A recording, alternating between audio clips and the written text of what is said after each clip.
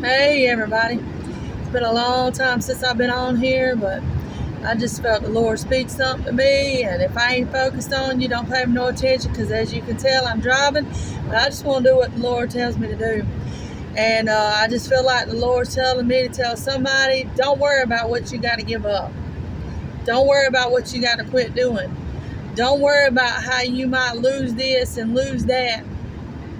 If you really want to serve the Lord, just do what you know that you need to do right now, and that's to step into what He's calling you to do.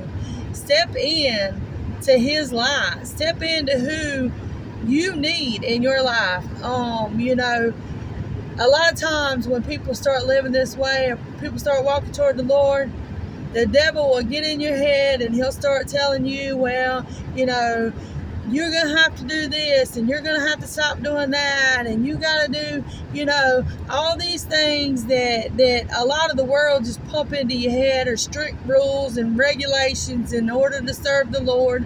And it really ain't the case. When you start walking in the will of the Lord and you really want to please the Lord, these things just become a token of your appreciation and love to who He is. It's just like when you get married and you want to please your husband. You want to do things pleasing to him or your wife, whatever. You want to do some things pleasing to that person that you love. You want to change things that might not be right in your life, change things that might not be right in your heart. You want to correct your ways and different things. So it's just the same with the Lord. When you start walking with the Lord, there will be things, because the Bible said that, those things that we got to grab hold on to, that armor of righteousness, the fruits of the Spirit is love, and the devil's coming against me already, and I may not say it perfectly right or whatever the case is, but love and peace and all things good. Let's put it that way. All things good are the fruits of the spirits.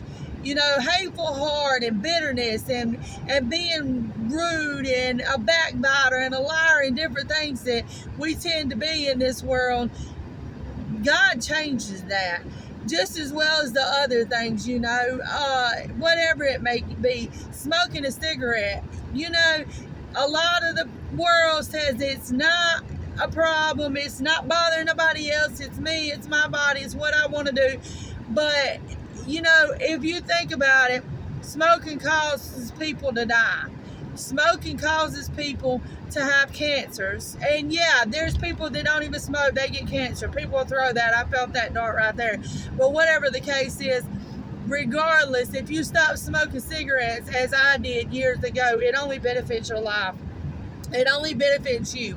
I can tell you right now, of everything that I've had to lay down in this life, anything that God has asked me to change about me, anything that God has, took away in my life, that's been nothing but things that has hindered me or stopped me or could get in the way and cause me from being in the will of the Lord. So like I said, I just felt like the Lord said to tell somebody, don't worry about it, because not everything happens in a day. Not everything happens in a day. It's a slow fade.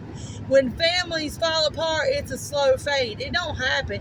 Somebody don't just get married in a week later, a month later, 2 months later, just one day back up and decide, hey, it's done, it's over. Within that month, within that week, within that time period, whatever it may be, there's things that come up. That partner might start being mean. That partner might change completely. I've had people tell me, he was so sweet to me. He treated me so good until I moved in with him, and then bam, he's treating me bad. He's spitting on me. He's cussing at me, hollering at me. It's a slow fade, just the same as anything else in this life. If you really think about it, things happen in a process of time. It's not light. And a lot of people think you got to clean yourself up, get rid of everything, be perfect, and walk through the doors. No. The church is for the broken. The church is a bunch of messed up, broken people just like me. There's things that I deal with. There's things I gotta fight through. There's battles, there's troubles, and there's still things that come in my life, or a certain way. I might act one day, and before I know it, if I'm not in prayer and doing what I need to do, I got a bad attitude. Whatever the case is, it don't happen overnight. It's a slow fade. The Bible says, "Come as you are, completely as you are." Don't worry about whatever else, and God changes the rest. In time, God changes the rest. God does make, things come to play that yeah, you might have to lay down something. Yeah, you might have to change something. Yeah, you might, might have to get rid of some friends that ain't godly or ain't leading you down the right path. But in this day and age, if you look at it, a lot of people nowadays, they just all about what benefits them anyway.